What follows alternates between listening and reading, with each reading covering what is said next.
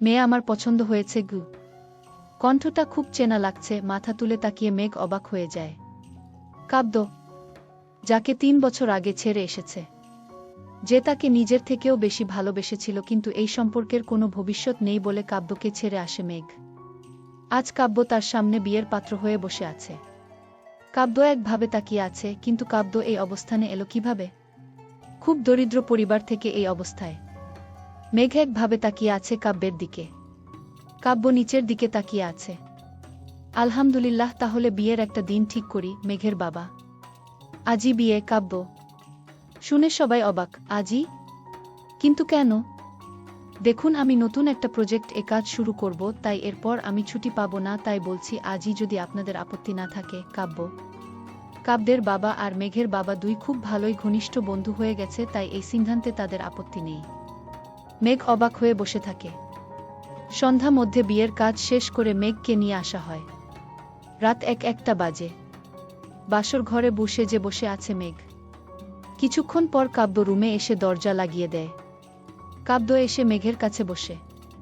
বাহ, আজও তুমি ঠিক আগের মতোই সুন্দরী। কাব্য, তুমি কিভাবে? মানে?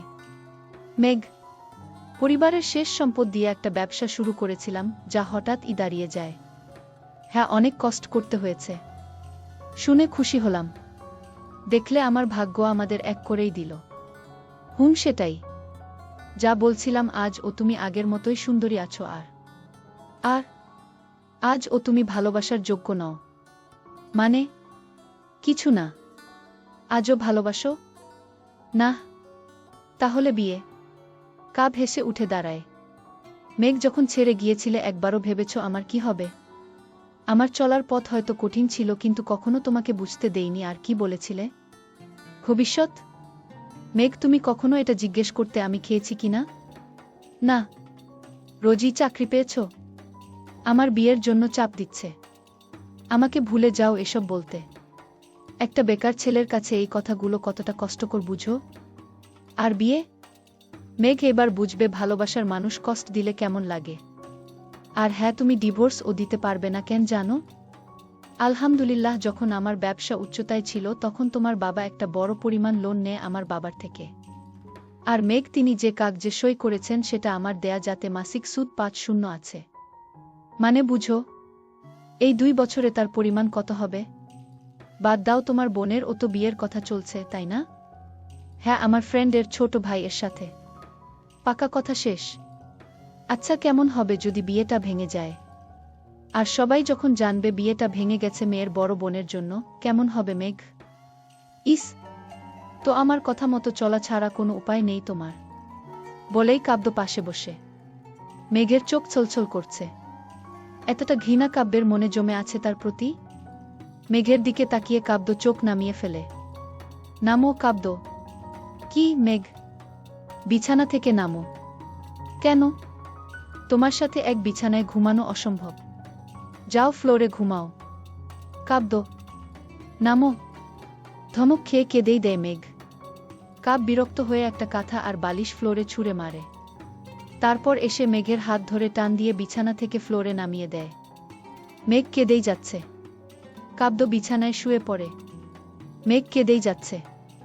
কাব্য বিরক্ত হয়ে উল্টো দিকে ফিরে শুয়ে পড়ে। মেঘ বুঝতেই পারছে না কাব্য এসব কেন করছে। মেঘ শুয়ে পড়ে। কান্না থামছেই না। বালিশে মুখ চেপে কান্না করছে মেঘ। হঠাৎ কাব্য উঠে বসে। এসব নাটক বন্ধ করে আমাকে ঘুমাতে দিন। কাব্য। ধমক খেয়ে মেঘ চুপসে যায়। কাব্য শুয়ে পড়ে। কাব্য আবার উঠে বারান্দায় চলে যায়। সেখানে গিয়ে চেয়ারে বসে মাথা নামিয়ে ঘুমানোর চেষ্টা করছে।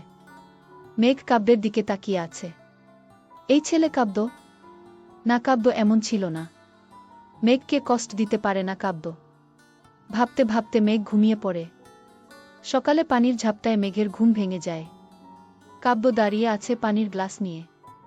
আর কত ঘুমাবেন? উঠুন কাব্য। মেঘ কিছু না বলে বেরিয়ে যায়। কাব্য রেডি হয়ে বেরিয়ে যায় রুম থেকে।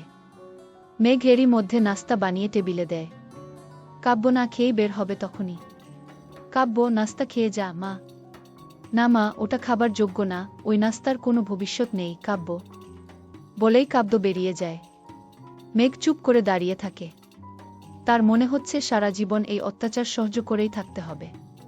কিন্তু কাব্য কি শুধু প্রতিশোধ এর জন্যই তাকে বিয়ে করেছে? রান্নার দিকে তাকিয়ে আনমনা হয়ে দাঁড়িয়ে আছে মেঘ, অপলক দৃষ্টি যেন খুঁজে যাচ্ছে তার লক্ষ্যবস্তু। চোখ ছলছল করছে এখনো, তবে তা চাপা দিয়ে আছে মেঘ। হঠাৎ কাঁধে কারো হাত পড়তেই আটকে উঠে মেঘ। ঘুরে তাকিয়ে দেখে কাব্যের মা দাঁড়িয়ে আছে। জিমা, কিছু লাগবে? মেঘ, তুমি ঠিক আছো মা? মা, হ্যাঁ মা, কেন? কিছু হয়েছে? না মা, আসলে মায়ের জন্য মন খারাপ করছে। এই তো মা, পেছন থেকে বলে উঠে মেঘের মা। মাকে দেখেই মেঘ ছুটে গিয়ে জড়িয়ে ধরে। মেয়েকে কাছে পেয়ে মাও শক্ত করে জড়িয়ে ধরে। মেঘের খুব কাঁদতে ইচ্ছে করছিল, এখন আর নিজেকে ধরে রাখতে পারল না। মাকে জড়িয়ে ধরেই কেঁদে উঠে মেঘ। মেঘের কান্না দেখে মা অবাক হয়ে যায়। মেঘ তো এত সহজে কাঁদে না। মেঘকে শান্ত করে রুমে নিয়ে যায় তিনি। কিরে, তুই আজ এমনভাবে কাঁদছিস কেন? মেঘের মা। না মা, তোমাদের কথা মনে পড়ছিল তাই, আর কি। একদিনেই? না মানে, সব কিছু ঠিক আছে তো মেঘ? হ্যাঁ মা। মা আর কিছু বলার আগেই রান্নার ছলে বেরিয়ে যায় মেঘ। ওইদিকে অফিসে কাব্য চুপচাপ কাজ করছে, হঠাৎ রুমে কলিগ আসে। কাব্য, এই কাজটা করে দিও তো। কলিগ: আচ্ছা কাব্য। কাব্য, তোমার ব্যবসা আছে, তাও এখানে? ব্যবসা হচ্ছে পরিবারের জন্য, আর জবটা আমার জন্য। আমার নিজেরও কিছু স্বপ্ন আছে। তা বিয়ের পরই অফিসে? That's none of your business. Of cool. Colleague চলে যায়। কাব্য আবার কাজে মন দেয়। বিকেলে কাজ শেষ করে কাব্য বের হয়। বাইকে উঠেই খেয়াল করে রাস্তার ওই পাশে একটা ফুলের দোকান। কাব্য বাইক থেকে নেমে দোকানটার সামনে দাঁড়ায়। রজনীগন্ধার একটা গুচ্ছ কিনে নেয়। বাইকের কাছে গিয়েই থমকে দাঁড়ায় কাব্য। ফুল? কার জন্য? ওই মেয়ের জন্য? এত সহজে? না, আগে নিজের কাজের ফল ভোগ করবে। ফুলের গুচ্ছটা ফেলে দেয় রাস্তায়, তারপর বাইকে উঠে ছুটে যায় কাব্য। দরজায় নক দিতেই দরজা খোলে মেঘ, হাসি মুখে। এসে পড়েছেন? আজ দিন কেমন ছিল মেঘ? হোয়াট? কাব্য: আচ্ছা রুমে চলো, ফ্রেশ হবে, তারপর দ্রুত বের হয়ে আসো, আম্মু আব্বু এসেছেন। অহ, এই জন্য এই নাটক? কাব্য কিছুক্ষণ পর চুপ থেকে তারপর রুমে চলে যায়।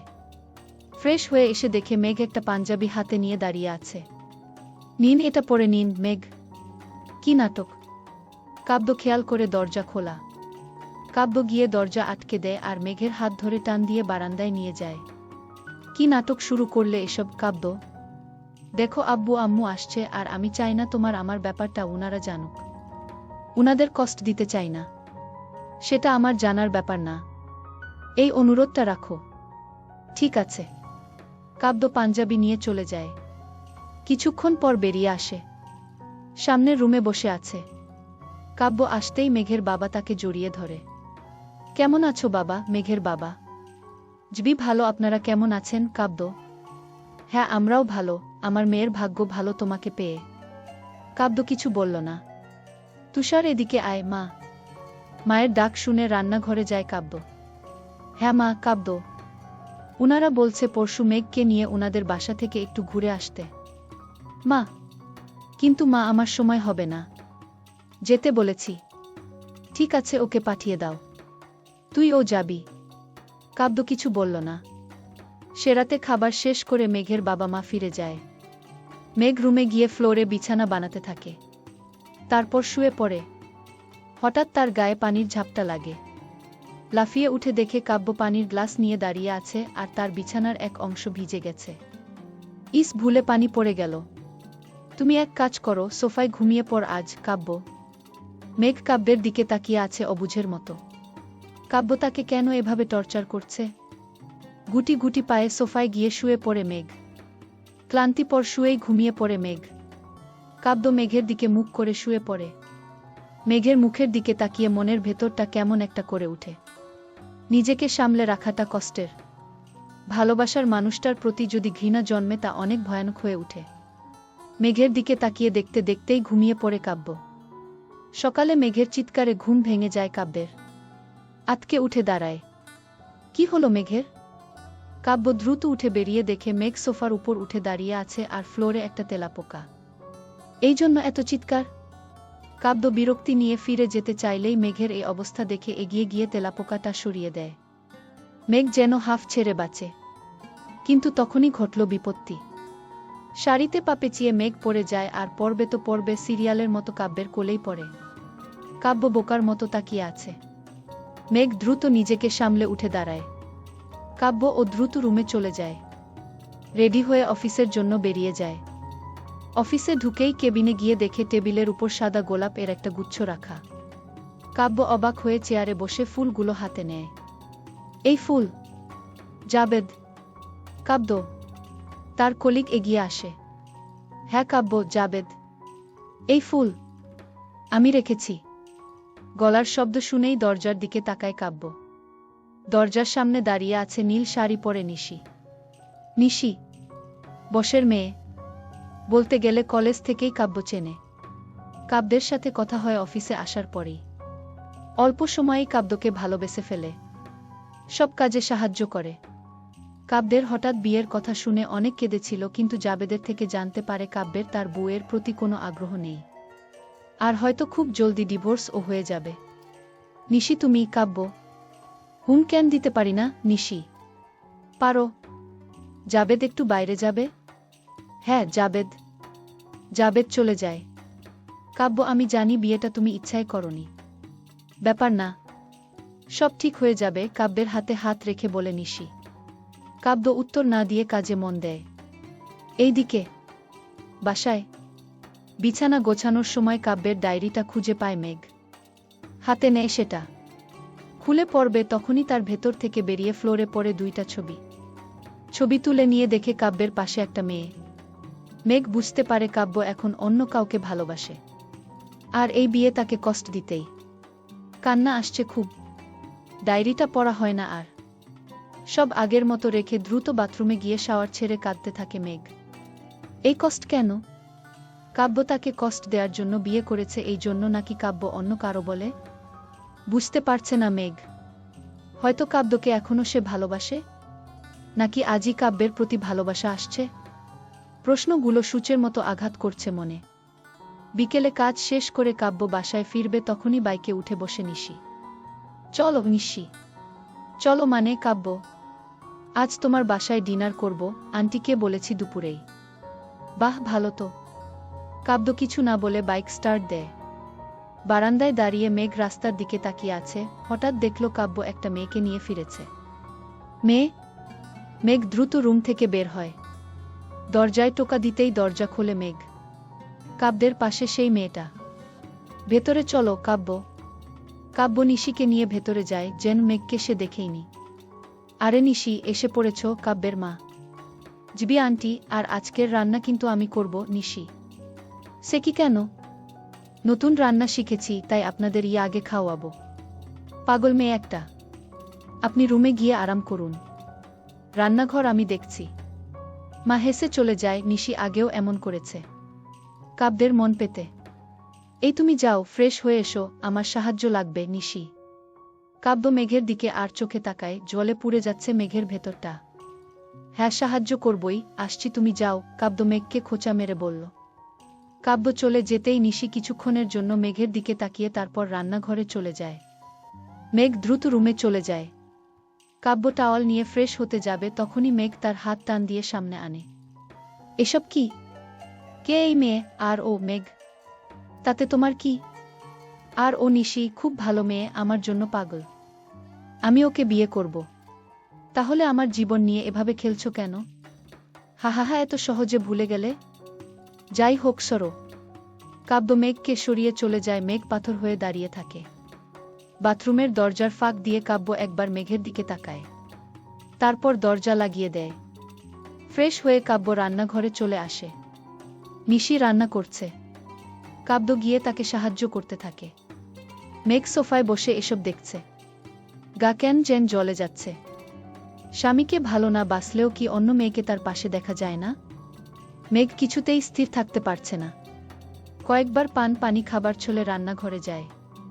কাব্য খুব ভালোভাবেই নিশির সাথে কথা বলছে, কিন্তু তার সাথে খুব রুড ভাবে বলে।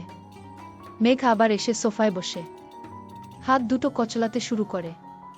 ইচ্ছে করছে কাব্য নিশি দুজনকেই মেরে ফেলতে গলা চেপে। খাবার তৈরি, সবাই খেতে বসে। মেঘ এখনো রাগে গজগজ করছে। নিশি আর কাব্য পাশাপাশি বসেছে। মেঘ কাব্যকে ঘৃণা করলেই এসব সহ্য হচ্ছে না তার। নিশি সবাইকে খাবার বেড়ে দেয়, কিন্তু মেঘের তরকারি কাব্য আলাদাভাবে দেয়। সবাই খাওয়া শুরু করে। মেঘ খাবার মুখে নিয়েই চমকে উঠে। প্রচণ্ড ঝাল, মুখ পুড়ে যাচ্ছে। খাবার ফেলে দিতে গেলেই চোখ পড়ে কাব্যের উপর। কাব্য ইশারায় খেতে বলছে, যেন ইশারা বলছে আপনি খেতে বাধ্য। প্রচণ্ড কষ্ট হচ্ছে খেতে, তাও খাচ্ছে মেঘ। সারা মুখ লাল হয়ে গেছে, ঘামছে অনেক। খাবার শেষ করেই মেঘ দ্রুত রুমে চলে যায়। প্রচণ্ড ঝাল, অনেক পানি খেয়েও ঝাল কমছে না। হঠাৎ খেয়াল করে টেবিলের উপর দই রাখা। মেঘ দ্রুত সেখান থেকে দই খেয়ে নেয়। ঝাল কমতে থাকে। এখন একটু ভালো লাগছে। কাব্য এত খারাপ, এত পাষাণ, এত কষ্ট দিচ্ছে তাকে ভেবেই ঢুকরে কেঁদে উঠে মেঘ। হঠাৎ একটা প্রশ্ন জাগে মনে, এই দই এর বাটি এখানে কে রাখল? মেঘ কিছুক্ষণ চুপ হয়ে থাকে। এরপরই শুনতে পায় বাইরে কারো ফিসফিস করে কথার শব্দ। মেঘ ধীরে ধীরে দরজার কাছে কান পাতে। রুমে ঢুকেই দেখে কাব্য তার শাড়ি হাতে নিয়ে দাঁড়িয়ে আছে, আর শাড়ি মাঝ বরাবর ছেঁড়া। মেঘ অবাক হয়ে তাকিয়ে আছে, আর কাব্য ও চুপ করে তাকিয়ে আছে। তোমাকে কে বলেছে আমার জামা কাপড় এর সাথে শাড়ি রাখতে?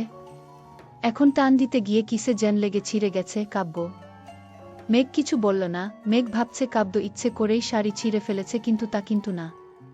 তাড়াহুড়া করে জামা বের করতে গিয়ে এমনটা হয়েছে। মেঘ কিছু না বলে চলে যায়। কাব্য আর কিছু বলল না। রাতে মেঘ আর কাব্যের খুব কাছে আসেনি, দূরে দূরেই ছিল। পরের সকালে কাব্য উঠে পছন্দের সাদা শার্টটা বের করে, কিন্তু পরেই মন খারাপ হয়ে যায়। একটা বোতাম ছেঁড়া, এখন এত সময় ও নেই যে ঠিক করবে। আবার শার্টটা খুলে বিছানায় ফেলে অন্যটা পরে বেরিয়ে যায়। মেঘ রান্নাঘরে গুনগুন করে গান গাইছে আর রান্না করছে। মন ভালো তা না, তবে মন ভালো রাখার চেষ্টা। কাব্য বেরিয়ে যায়, এটা দেখেও মেঘ কিছু বলল না। কাজে গিয়ে কাব্যের কেন জানি খারাপ লাগছে। কাল শাড়িটা ছেঁড়ার পর মেঘ কেমন যেন চুপ করেছিল। ধুর, তাতে কাব্যের কি? সে তো এটাই চায় মেঘ কষ্ট পাক।